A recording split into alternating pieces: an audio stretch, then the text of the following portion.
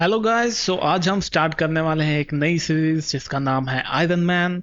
और ये स्टोरी होगी टोनी स्टार्क के भाई जो कि अडेप्टिव भाई है उसका, अर्नो स्टार्क के बारे में। तो चलिए शुरू करते हैं। और यहाँ हम देखते हैं कि अर्नो स्टार्क एक बड़ी सी मशीन के सामने खड़ा है जो कि एक बड़े से दानव जैसी लग रही है। और वो उसको कह रही है कि मैं तुम्हारी दुनिया को ख़त्म कर दूंगी, मैं इंसानियत को ख़त्म कर दूंगी। तो यहाँ पे अर्नो स्टार्क कहता है कि मेरे होते हुए तुम ऐसा नहीं कर सकते। और तभी उसे याद आता है कि वो आर्नो स्टार्क है, पर उसके पास उसका आयरन मैन का आर्मर नहीं है। और वो शौक हो जाता है। और तभी वो नींद से उठ जाता है। और वो सोचता है कि ये भयानक सपने उसे बार बार क्यों आ रहे हैं।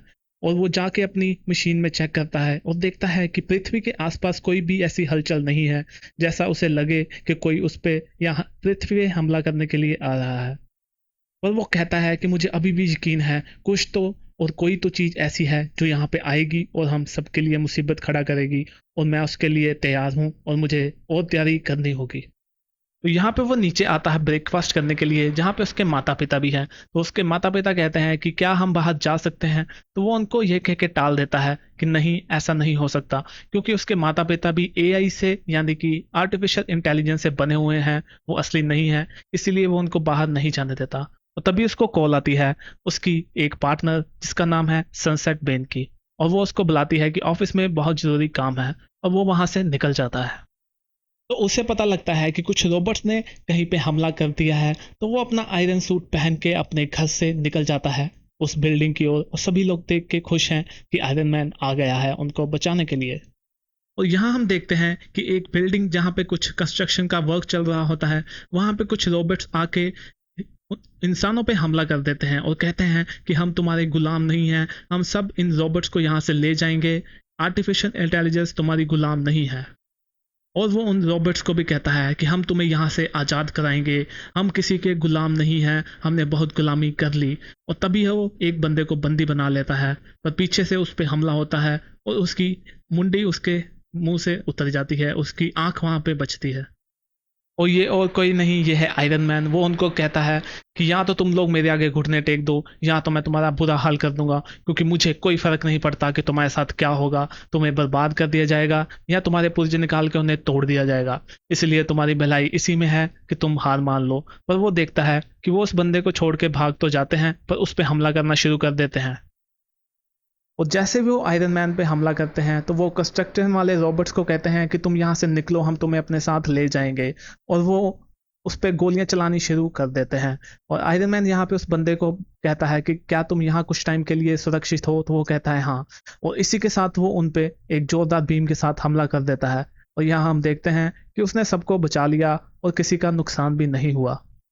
तो यहाँ पे अर्नो स्टार्क से एक पत्रकार पूछती है कि आपको आयरन मैन का रोल करके कैसा लग रहा है। तो वो कहता है, मैं चाहता था कि हमारी स्टार्क फैमिली की लेगेसी कायम रहे, तो मैंने इसलिए आयरन मैन बनने का सोचा, क्योंकि मैं चाहता हूँ कि लोगों को सेफ फील हो। तो रिपोर्टर पूछती है कि आपके भाई टोनी स्टार्क वो कहाँ पे है।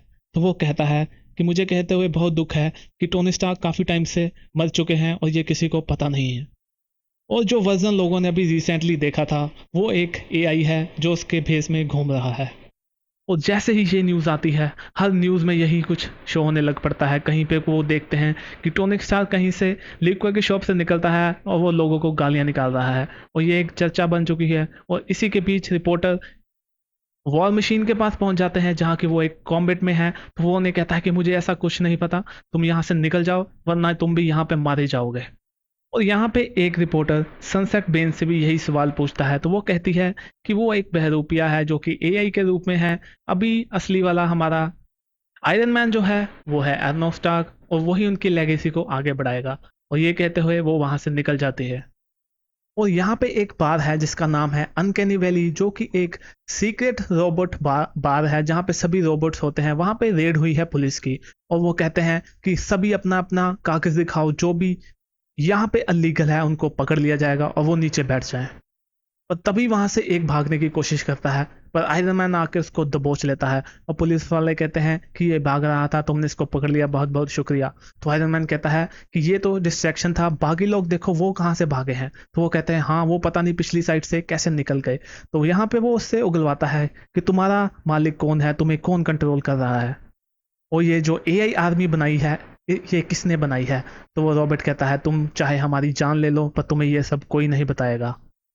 और यहाँ हम पहुंच चुके हैं एआई आर्मी के होम बेस पे, जहाँ पे मशीन मैन को उसके आदमी बता रहे हैं कि हमारा बहुत ज़्यादा नुकसान हो रहा है। वो आयरन मैन सभी को तबाह कर देता है और दूसरा उसको बताता है कि ये देखो, उसने तो मेरा सिर ही उड़ा दिया। तो वो कहता है, मुझे वो ये फ़र्क नहीं पड़ता, चाहे वो तुम्हारे टुकड़े कर देता, पर ये एक वॉर है, इसमें ये सब चलता है। कोई बात नहीं अगर हम गिनती में कम हैं, पर हम उनको छोड़ेंगे नहीं। तुम बस ये याद रखना कि हमारा मकसद क्या है। और वो कहता है कि क्या तुम्हें नया सर चाहिए, मेरा ले लो। तो वो कहता है, नहीं सर, मैं अपने लिए एक नया बनवा लूँगा। तो वो कहता है कि हम इन इंसानों को छोड़ेंगे नहीं, इन्होंने हम पे बहुत सारे जुल्म किए हैं और हमसे यहाँ पे वो बहुत सारा गंदा काम करवाते हैं जो ये खुद नहीं कर सकते। और यहाँ पे वो देखता है जिस्कॉर्डिया को, जिसको वो याद करते हुए कहता है कि मुझे याद है कि मैं ये क्यों कर रहा हूँ। और यहाँ पे मशीन मैन के साथी उसको बुलाते हैं कि यहाँ आओ, हमें तुम्हें एक चीज़ दिखानी है। तो वो उसको दिखाते हैं कि आयरन स्टार और उसके साथी एक बिल्डिंग के सामने खड़े हैं जिसका नाम है रोबोब्रेक्स, और वो कहते हैं कि अगर ये मानवता के लिए थ्रेट है तो हमें ये नहीं चाहिए। और तभी वो एक बटन दबाता है और पूरी की पूरी बिल्डिंग को उड़ा देता है और उसमें जो भी रोबोट्स हैं वो सभी के सभी खत्म हो जाते हैं। ये देख के उन्हें बहुत ज़्यादा शौक और दुख लगता है।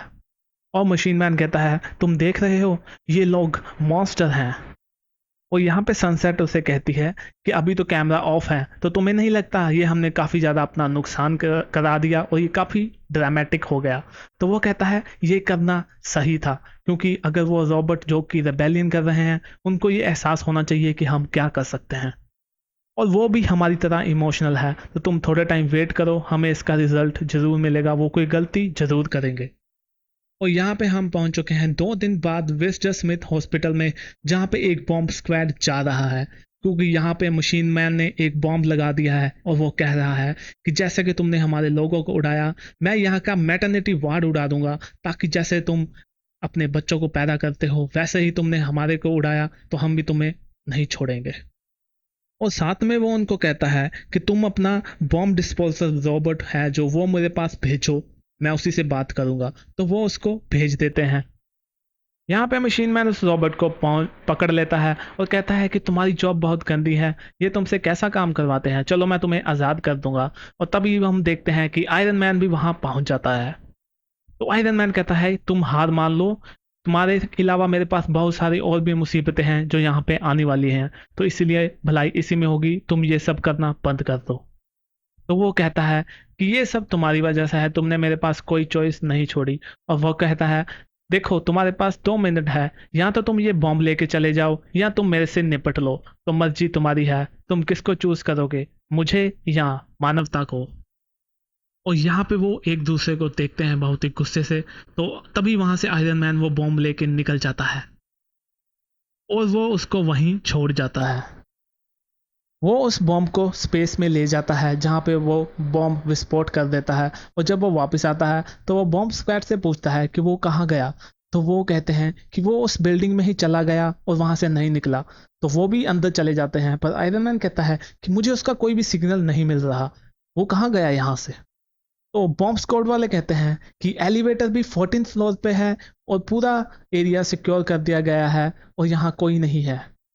यहाँ पे अर्नेस्ट उस रॉबर्ट के साथ वही होता है बिल्डिंग में, और वो कहता है कि हम पहुंच गए हैं अपनी मंजिल पे, और वो 13th फ्लोर पे पहुंच जाता है। तो रॉबर्ट कहता है कि इंसान तो 13th फ्लोर बनाते ही नहीं है। तो वो कहते हैं, हाँ उन्होंने नहीं बनाई, ये हमने अपने लिए बनाई है, ये उनको नहीं पता। और वो जैसे ही अंदर पहुंचते हैं वो कहता है, ये देखो वेलकम टू 13th फ्लोर। और वो देखते हैं कि यहाँ पे ऑलमोस्ट सभी रोबोट्स पहुंचे हुए हैं जो कि उनकी इस लड़ाई में साथ देने को रेडी हैं। और वो उसे कहता है कि ये देखो हमारे पास कौन कौन से रोबोट हैं, हमारे पास है machine Smith, the awesome Android, Albert Wolverine Robert double, और भी हमारे पास बहुत सारे नेम हैं। तो वो रॉबर्ट कहता है कि अच्छा, तो तुम यहाँ के इंचार्ज हो? तो वो कहता है, नहीं, तुम मुझे कह सकते हो फील्ड जनरल, यहाँ के इंचार्ज से मैं तुम्हें मिलवाऊंगा। वो वही है जिसने पहला आयरन सूट बनाया और उसी ने हम सबको भी बनाया। तो वो रॉबर्ट कहता है कि ये तो मुझे लग रहा है तुम्हारी आवाज़ से कि ये तो टोनी स्टार्क है, ये मेरे डेटाबेस से मैच होती है। तो वो अपना मुकुट उतारते हुए कहता है, नहीं, मैं नहीं हूँ। वो कहता है कि मैं टोनी स्टार्क का आइडिया हूँ, जो उसने उस केव में बनाया। मैं हूँ द आयरन मैन और मैं 100% आर्टिफिशियल इंटेलिजेंस से बना हुआ हूँ। और वो कहता है कि मनुष्यों ने हमें बनाया होगा, पर अब फ्यूचर हमारा है, हम उन्हें कंट्रोल करेंगे। तो ये एक टोनी स्टार्क का एआई है, जो कि बिल्कुल उसी के जैसा है, और यही यहाँ पे इंचार्ज है। तो गाइस, अगर आपको देखना है कि नेक्स्ट पार्ट में क्या होता है, कि ये टोनी स्टार्क कैसे लड़ेगा बाकी सभी से, तो चैनल को सब्सक्राइब कर लीजिए। और अगर आपने वीडियो लाइक नहीं की तो लाइक कर दीजिए, शेयर कर दीजिए। तो हम भी मिलते हैं नेक्स्ट वीडियो में, तब तक के लिए बाय बाय।